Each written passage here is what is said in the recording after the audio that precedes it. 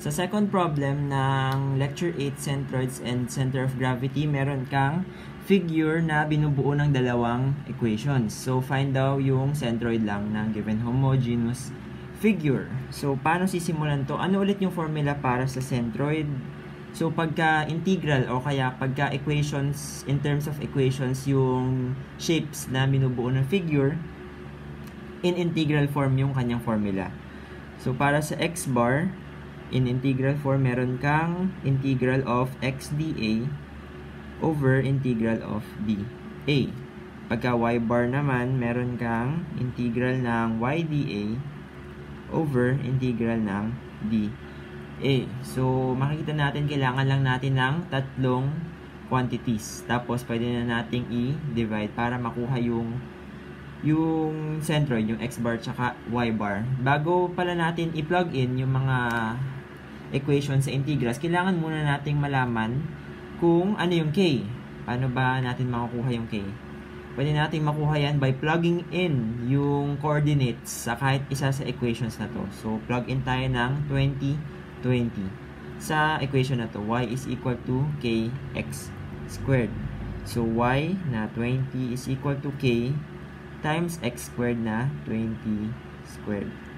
Makukuha nyo k is equal to 20 over 20 squared o kaya 1 over 20. So, ang ibig sabihin, yung equation na to, y is equal to 1 over 20 x squared. Tapos, yung equation naman na to ay x is equal to 1 over 20 y squared. Tapos, bago pala natin i-plug in pa, kailangan lang natin na in terms of one variable lang yung dalawang equations na to. Kasi ito in terms of x, ito naman in terms of y. So, try natin na yung second equation gawin din natin in terms of x. So, magiging y is equal to square root of 20x. So, ayun, pwede na nating i-plug in yung dalawang equations na to sa integrals. Try muna nating hanapin yung integral of dA. So, paano kunin yung integral of dA? Ano lang, yung upper minus lower na function. So, plug in natin integral of yung upper function, which is yung square root of 20x minus x squared over 20. So, ito yung dalawang pina-plug in natin sa integral.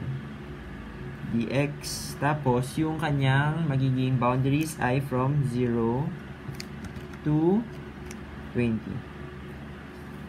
So, ayun. Plug in lang natin sa cycle kung ano yung magiging sagot niyan. Integral ng square root of 20x minus x squared over 20 dx from 0 to 20.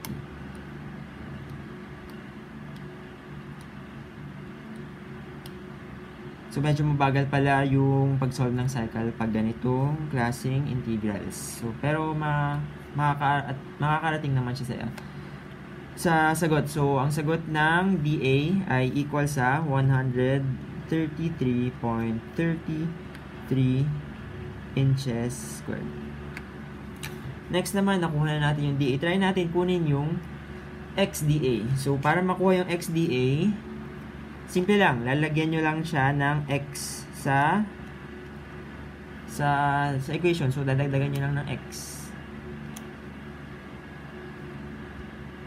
So, yung kanyang magiging sagot ay parang close siya sa 1,200. So, yung integral of xdA is equal to 1,200. So, isa na lang yung kailangan nating hanapin, which is yung yDA. So, paano hahanapin yung yDA? Pwede natin sigurong gawing y. In terms of y naman lahat ng ito. So, ito magiging x is equal to 20 y square root. So, ganun din. X is equal to square root of 20y. Tapos, yung magiging equations natin ay ito at ito. Ngayon, ang upper function ay magiging ito, yung x is equal to 1 over 20y squared. Tapos, yung lower function ay x is equal to square root of 20y. So, kung ating ipa-plug in ulit sa differential or sa integral, kakaroon tayo ng from 0 to 20 ulit, from 0 to 20, ng upper function, which is yung x is equal to ky squared, o kaya yung x is equal to square root of 20y, square root of 20y, minus yung equation na to, which is yung 1 over 20y squared dy.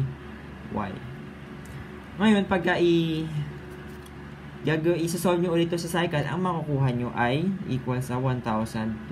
Kasi parang ganito lang yun. Ay parang yung x, pinalitan lang natin ng y. So, 1,200 din yung magiging sagot. So, ang ibig sabihin, pwede na tayong mag-solve ng centroid.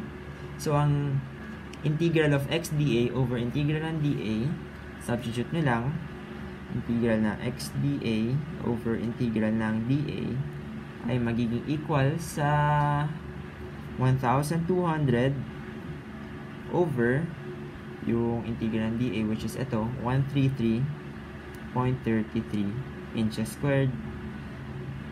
Tapos, yung magiging integral naman ng y dA over integral ng dA, same lang din, 1,200 over 133.33. So, silang dalawa, magiging equal sa, kung ipa-plug in nyo sa cycle, magiging, yung centroid niya ay 9 inches. So, ganun mag-solve ng centroid pagka-integral yung shape mo, or pagka-given ng equations, yung shape mo.